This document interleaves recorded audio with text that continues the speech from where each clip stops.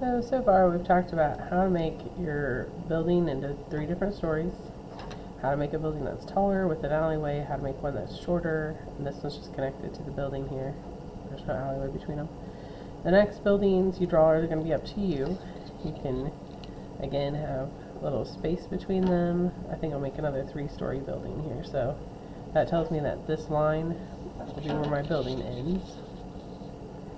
Line up with my vanishing point.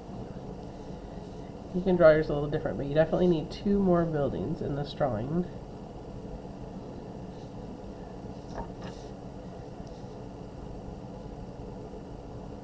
Now this one, since you typically would draw it on and on until it bumps into something, but I felt like that was going to make that building look like it was too big for this space. So I'm going to make it end right here with just a vertical line.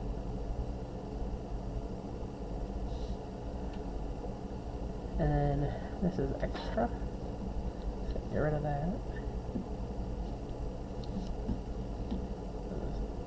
Extra back here. And then I can add another building here, or I could even put one back behind. I think I'm going to do both. So I'm going to have like a 2-story building over here, so I'm going to use that middle line. That'll also be like 1 and 2. There's a 2nd story right there. So I can line those up. And that tells me how big this building is. And a vertical line to make it end. And this is extra. And I'm going to put a building over here too. Why not? Kind of behind the other guys. A real tall tower. The top of it's going to go to the vanishing point on both sides. And of course, if I could see the bottom, it'd go to the vanishing point, but I'm not going to see the bottom because it's going to be tucked behind these other buildings.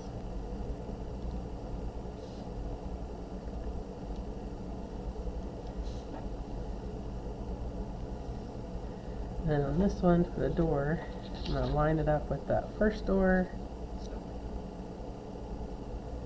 Put a little line that goes to the vanishing point, and then just straight up and down.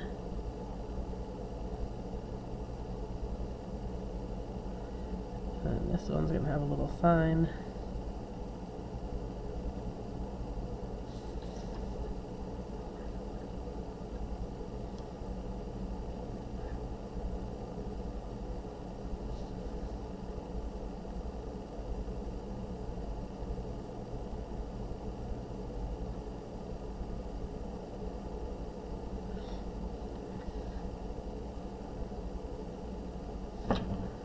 Put another door over here.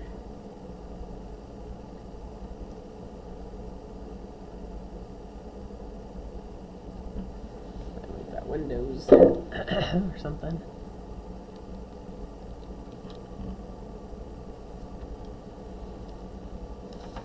And then on this side, same thing. Use the top of my door here to tell me how big that door is. And straight up and down.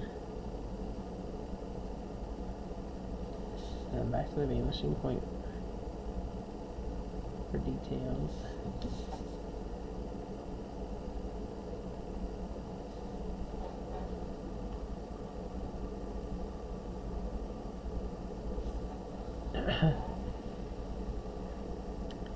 For each building to count, it needs to have a door, a window, and a sign. At least one of each. It can have more, but it needs to have at least one.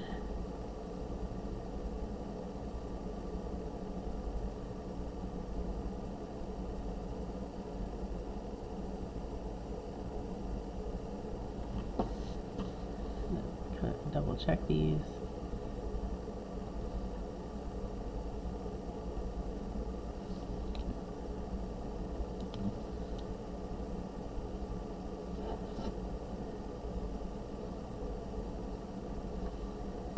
So my sign on this building, I think I might go on this side. So if it's on the right side of the building, it's going to come over here to the right vanishing point. Same thing if it wrapped around to the side here, and it went to the little, on the left side of the building, it would also go to the left vanishing point.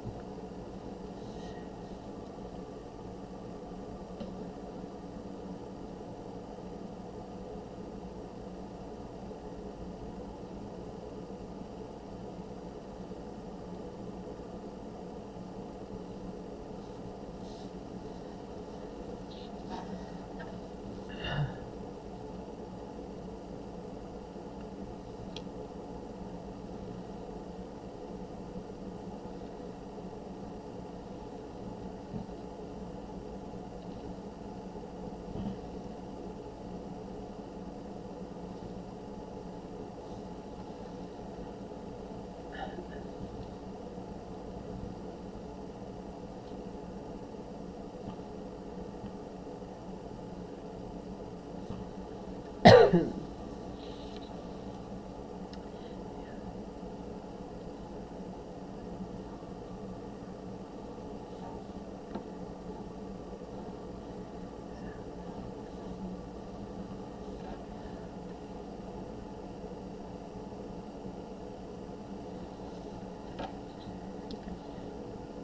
now this line that's going to be where the vanishing point is on either side, that's your horizon line.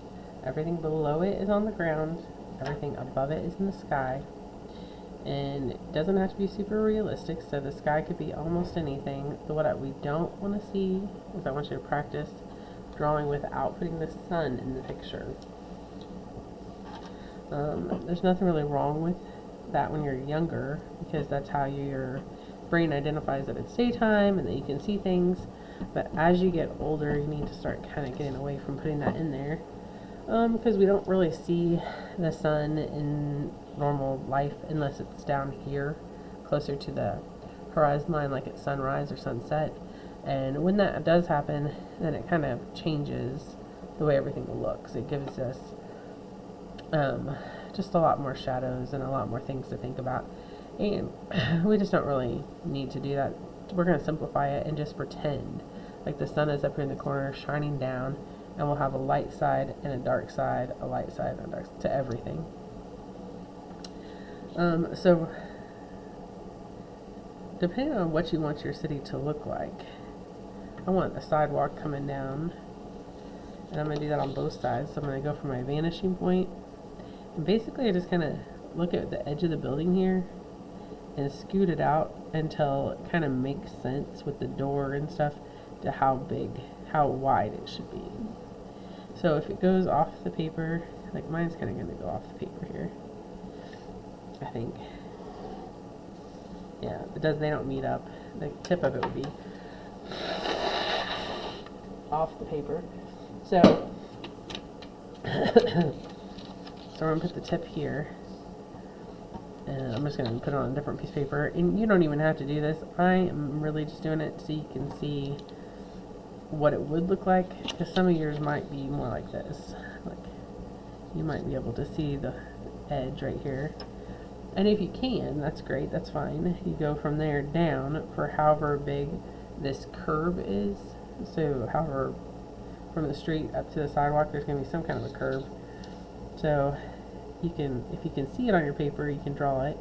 If you can't, you're going to do what I do here, and you're just going to go to your vanishing point, kind of scoot it down a little bit so you have like a little space there, and then you just draw that next line. So line it up, draw your line.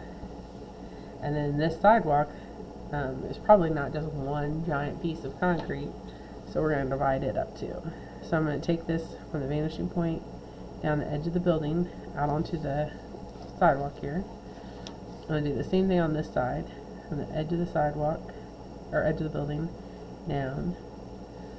And then I'm going to just kind of keep dividing it up and using my vanishing point on this right side to do this left side of the sidewalk. So I'm just looking at the space here, and I want this space to be the same size or maybe just a touch smaller, because as things get further away, they're going to get smaller and less detailed. And the sidewalk is just an easy one to do, an easy one to show that with, because at some point it would kind of disappear almost, like these little lines. You're not going to be able to see that forever. The first one you definitely would.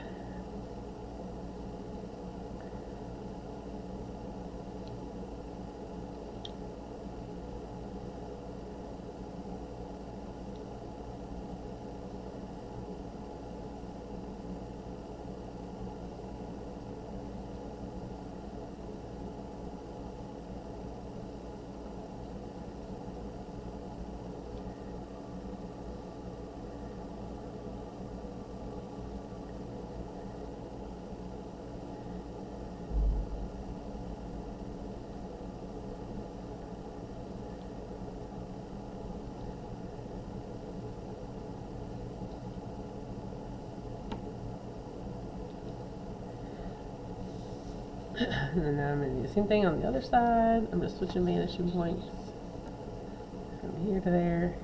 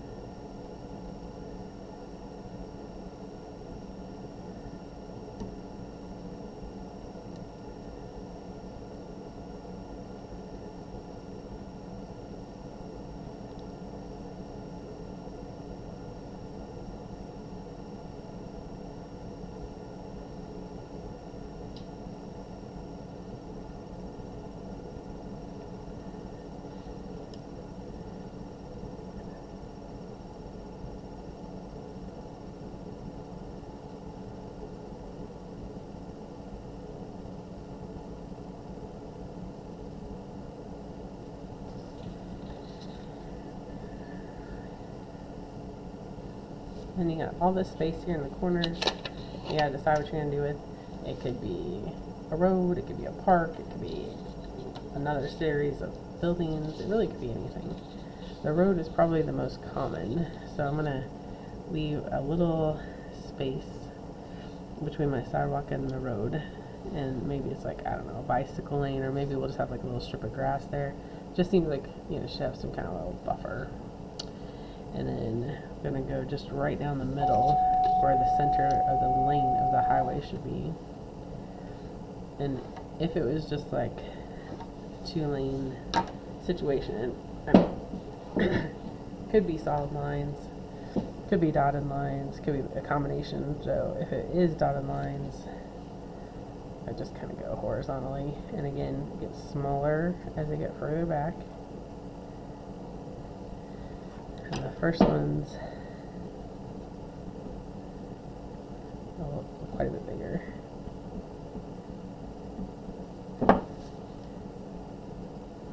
And then it should just kind of blend in together and turn into one long line. Might do this. Another little line over here, make this like a little, I think I'm going to make a bicycle lane.